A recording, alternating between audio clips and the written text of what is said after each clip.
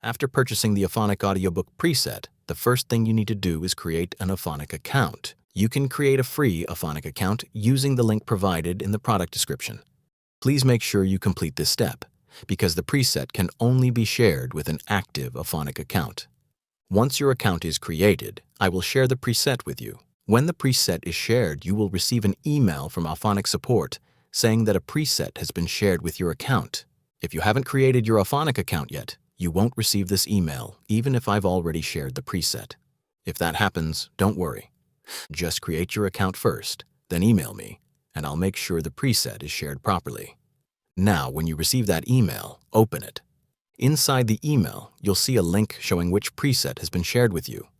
Click that link, and it will take you directly to your Auphonic account. Once you're inside your Auphonic account, you'll see an option to accept or decline the preset. Go ahead and accept it. After you accept the preset, your ACX audiobook preset will appear in your presets list. At this point, the preset is fully installed and ready to use. Now let me show you how to use the preset. First, upload your raw audio file to Auphonic. After uploading the file, you'll see a drop-down menu where you can choose a preset for audio processing. In that list, you'll see the default Auphonic presets, and you'll also see the preset I shared with you. Select the audiobook preset, then click Start Production.